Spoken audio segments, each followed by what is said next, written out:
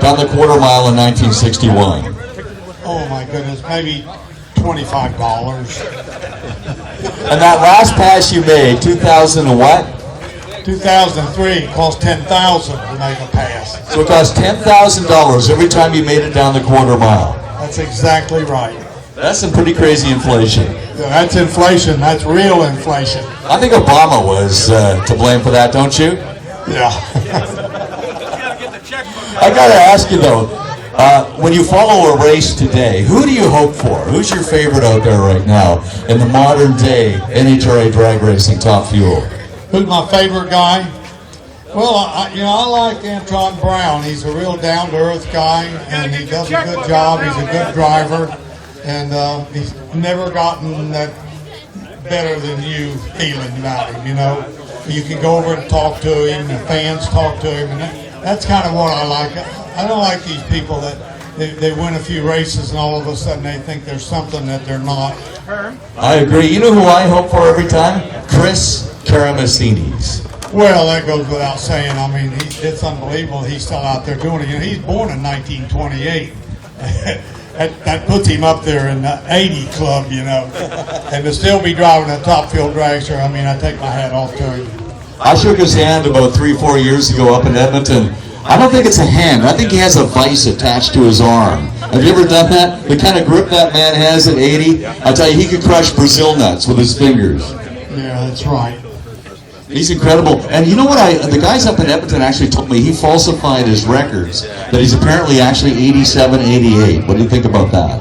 Who's that? Chris Karamessinis. Apparently he's in the upper 80s. No, he's born in 1928. He's 83, be 83 this year. Oh, okay. Now, back in the heyday of drag racing, the golden era, when you were the king of the sport, who did you hate to race the most? Who did I hate to race the most? That was Shirley Muldowney. She was tough. Now, there was a lot of things. Apparently there was some animosity when she first came in. Yes, there was. And, you know, I signed her license off to start with, and Coletta signed it, and Tommy Ivo. And we really caught a lot of flack from the other male drivers because they didn't want her racing, because in those days they didn't weigh the cars without the they weighed them without the driver, so she had about a 90-pound advantage on everybody. And finally they instituted that rule that the car got weighed with the driver. They call that the Shirley Muldowney rule. And that's what the guys really hated, because automatically a car 90 pounds lighter is almost a tenth of a second you got right there. Well, the first few years after you signed that license, did you ever wish you would have used invisible ink where it kind of dissolves? What was that? When you signed your license, do you ever wish you would have used that invisible ink so it's there and then it kind of disappears?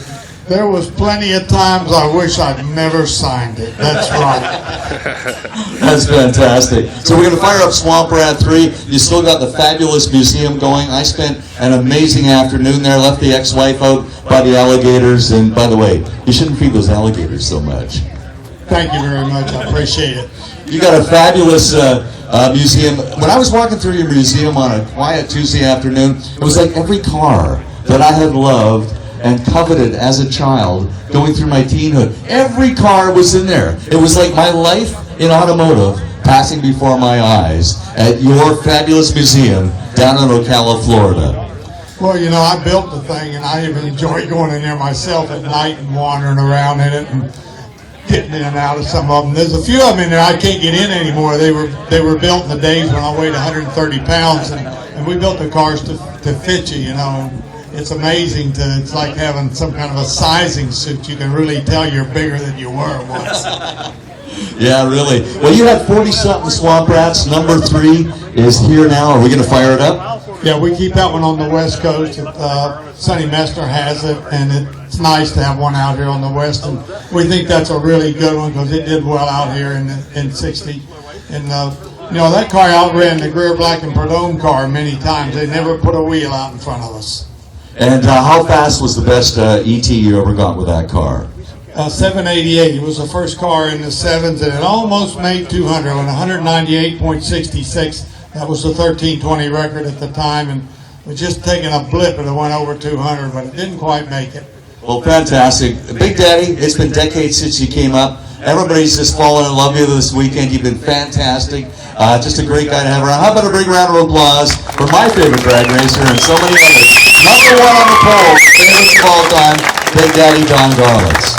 Thank you so much. I've had a wonderful time being here. Hope we can have you back again when you're like 93. Well, I hope so. Big Daddy Don Garlits, everybody. Let's fire up Swamp Rat 3 right now, shall we? Ed? Thank you very much.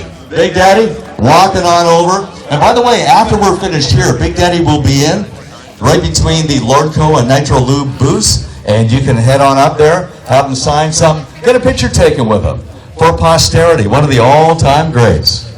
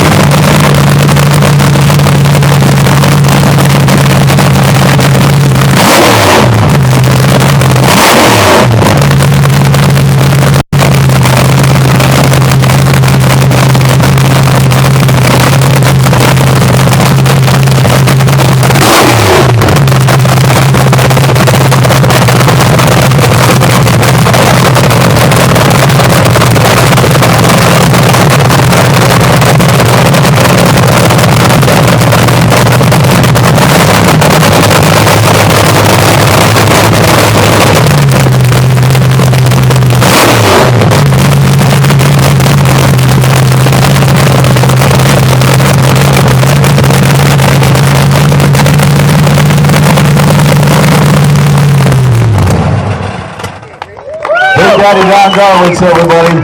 So wonderful to have the man in the house, the living icon in any kind.